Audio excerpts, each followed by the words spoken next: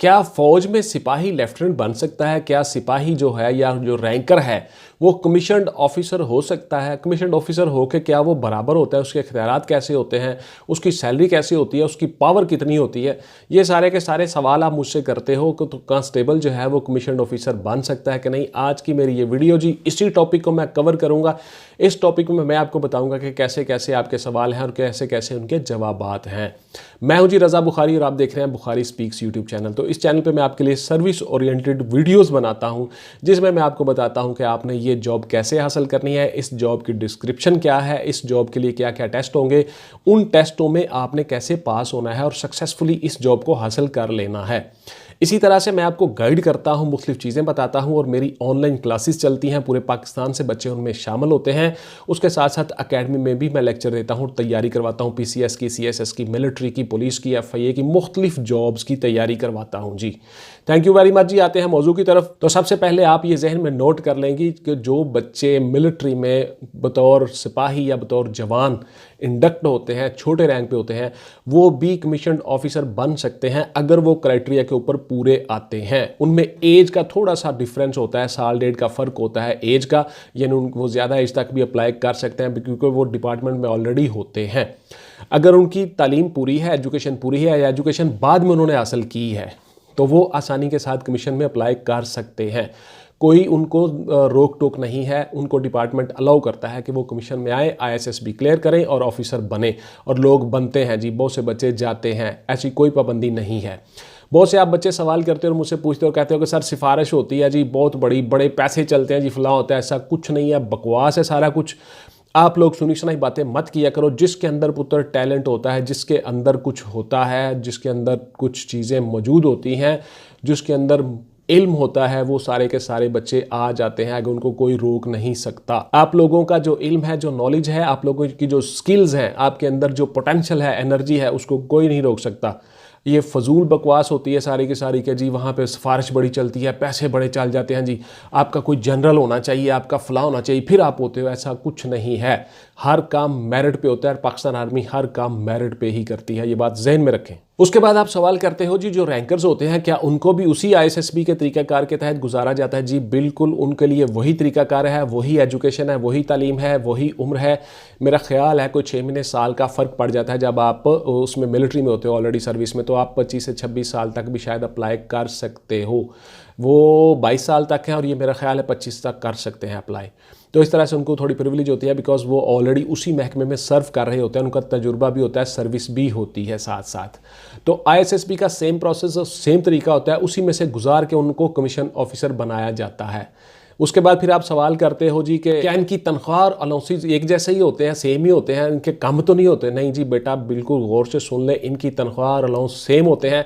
जब rank same आ गया, हर चीज़ same आ गई, तो इनकी तनख्वाह और अलाउंसेस भी सेम होते हैं। उसी तरह की मराहत होती हैं, उसी तरह की फैसिलिटीज़ होती हैं और उसी तरह की तनख्वाह मिलती है सेम उसी रैंक की, क्योंकि वो तनख्वाह जो है, वो मराहत जो है, वो जो इख्तियारात जो हैं, वो रैंक के हैं। एज अ सेकंड लेफ्टिनेंट या एज अ लेफ्टिनेंट वो रैंक के इख्तियारात हैं, शख्सियात के नहीं है कि इसमें शख्सियत इसके अंदर वो है जो पहले कांस्टेबल थी, अब उसको कम देना, ऐसा कुछ नहीं है। वो सारी की सारी सेम इख्तियारात, सेम पावर्स और सेम सैलरी, हर चीज़ सेम होती है और उसी तरह से उनको मराद भी सेम दी जाती हैं। उसके बाद आप सवाल करते हो जो इनकी पावर कितनी होती है, इनके इख्तियारात कितने होते हैं, क्या ये बराबर होते हैं पावर में? तो बिल्कुल जी, ये पावर में बराबर होते हैं। इनकी जो पावर होती है वो सारी की सारी सेम होती है।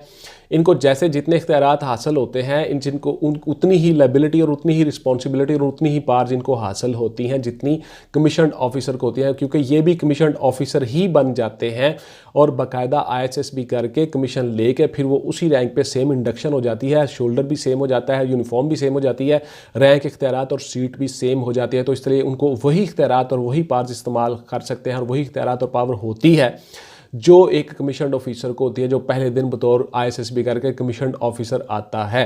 तो रैंकर्स जो हैं ये भी कमीशन्ड ऑफिसर बनते हैं और सेम इख्तियारात के मालिक होते हैं। उसके बाद आप सवाल करते हो कि जी इनकी सर प्रमोशन का फिर क्या क्राइटेरिया होता है, क्या इनकी तरक्की भी उसी तरह से होती है? जी बिल्कुल उसी तरह से इनकी तरक्की होती है, उसी तरह से इनकी प्रमोशन होती है। इन्होंने भी उसी तरह से उसके बाद सेकंड लेफ्टिनेंट के बाद लेफ्टिनेंट बनना होता है, फिर इन्होंने कैप्टन बनना होता है, फिर उसके बाद इन्होंने मेजर बनना होता है, उसी के बाद फिर इन्होंने लेफ्टिनेंट कर्नल, कर्नल और उसके बाद brigadier, major general, lieutenant general, general. ये सारी की सारी हायरार्की इसी तरह की इनकी चलती है जिस तरह से दूसरे कमीशन्ड ऑफिसर्स की चलती है। यानी ये जब कमीशन में आ गए, ISSB क्लियर कर ली, बतौर कमीशन ऑफिसर भर्ती हो गए, तो पुत्र ये सेम हो गए। अब इनमें और उनमें कोई फ़र्क नहीं है, ये सेम हो गया सारे का सारा। सिर्फ साल, 2 साल या 3 साल या 4 साल का गैप होता है, और वो गैप भी उन्होंने उसी डिपार्टमेंट में यानी मिलिट्री में, आर्मी में ही गुजारा होता है, वो किसी और महकमे से नहीं आते। तो लिहाजा ये सारे के सारे लोग भी सेम होते हैं, same criteria, same promotion, same job, same salary और सेम पावर्स, रिस्पॉन्सिबिलिटीज़, इख्तियारात होते हैं।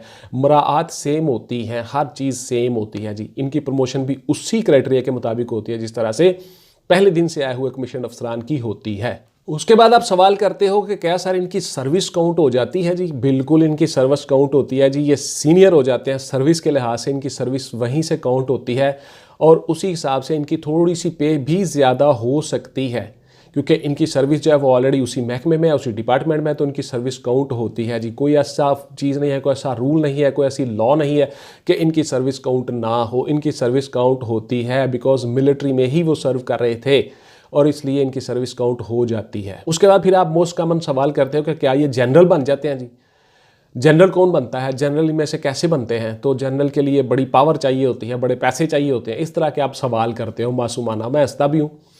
एनीहो, तो देखिए बच्चों, इन्हीं में से जो है वो जनरल बनते हैं, इन्हीं में से चीफ ऑफ आर्मी स्टाफ भी बनते हैं। उसके साथ जब आप आगे जाते हो, सर्विस ओरिएंटेड कोर्सेज करते हो, उसके बाद आप स्टाफ कॉलेज कोयटा में कोर्स करते हो, उसके बाद आपके अब्रॉड में कुछ कोर्स होते हैं, उन कोर्सों की बेस पे आपकी प्रमोशंस आगे डिपेंड कर रही होती हैं। जब आप ब्रिगेडियर बनते हो, जब आप जनरल बनते हो, मेजर जनरल, लेफ्टिनेंट जनरल बनते हो, तो उनके जो कोर्सेज होते हैं उनमें आपकी जो कारकर्दगी है वो बेस कर रही होती है। वहाँ से आपकी सीनियरिटी फिक्स होती है।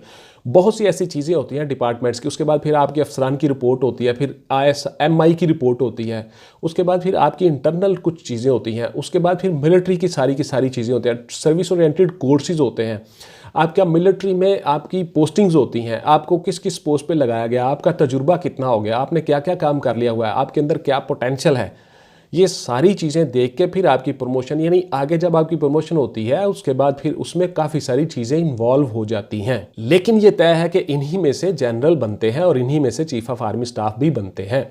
कोई बाहर से नहीं आते, किसी और जगह से नहीं आते, किसी और प्लैनेट से नहीं आते, बल्कि इन्हीं में से आते हैं, और यही वो लोग होते हैं जो आगे जाके अफसरान बनते हैं और मिलिट्री की कमांड करते हैं, मुख्तलिफ विंग्स में कोर कमांडर लगते हैं। तो महकमाना तरक्की भी इनकी होती है, इनकी पोस्टिंग्स भी होती हैं, इनके इख्तियारात भी होते हैं सेम, और उसी तरह से ये सारे के सारे काम कर रहे होते हैं। जो भी बंदा बतौर कमीशन्ड ऑफिसर आएगा उसी ने ही आगे जाना होता है, उसी ने ही सारी की सारी मिलिट्री की बागडोर संभालनी है। इनका एक सेट पैटर्न होता है, सर्विस स्ट्रक्चर होता है, एक सेट क्राइटेरिया होता है जिसके तहत इन्होंने जाके आगे काम करना हो, तो उसी तरह से ये प्रमोट होते जाते हैं रूटीन में।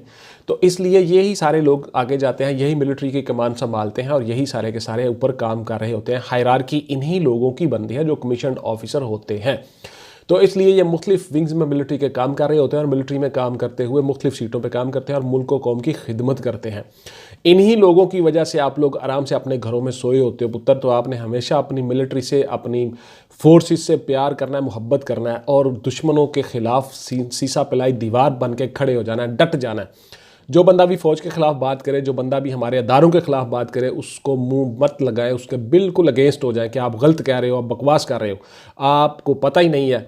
आप सोए हुए होते हो तो हमारे जवान जो है वो सरहदों पे हिफाजत कर रहे होते हैं, दिन रात जाग रहे होते हैं, और गोली के आगे खड़े होना कोई आसान काम नहीं है पुत्र। वहाँ से फायरिंग हो रही है, इंडिया वाले फायर कर रहे हैं, फलां हमारे जितने भी दुश्मन हैं बॉर्डर्स के ऊपर वो फायरिंग कर रहे हैं, बम फेंक रहे हैं, और आपके जवान आगे सीना तान के खड़े में डट के पीछे नहीं हट रहे। तो ये बड़ा मुश्किल काम होता है, बड़ा हौसले और जिगरे का काम होता है। तो इसलिए आपकी जो फोर्सेस हैं वो बड़ी बहादुर हैं और बड़ी प्रोफेशनल हैं। तो आपने उनका साथ देना, उनसे मोहब्बत करनी है, अगेंस्ट उनके कभी कोई बात नहीं करनी। ये आपके बेटा, आप लोगों का जो तहफ़्फ़ुज़ है, हमारे मुल्क की जो हिफाजत है, अपनी जानों का नजराना पेश करके शहीद हो के वो आपके लिए अपने खून बहाते हैं। तो इसलिए आपने अपनी फोर्सेस से मोहब्बत करनी है और हमेशा उनके साथ वफ़ादार रहना है, लॉयल रहना है, क्योंकि वो आपके साथ लॉयल हैं और मुल्क के साथ लॉयल हैं। एनीहो, आप लोगों ने इस तरह से फोर्सेस में आना होता है और इस तरह से आपको मैं डिफाइन करता रहता हूँ चीज़ें। आपकी जो है वो कमेंट्स के मुताबिक मैं मुख्तलिफ सवालों के जवाब भी देता रहता हूँ, उसी पे मैं वीडियोस बनाता हूँ। ये दीजिए मेरी आज की वीडियो। तो इसमें आपके सारे सवालों के जवाब मैंने देने की कोशिश की। आप कमेंट्स में मुझसे ज़रूर पूछिएगा कि सर इसके बारे में जो आपके पास जहन में सवाल हों, लॉजिकल और शॉर्ट सवाल।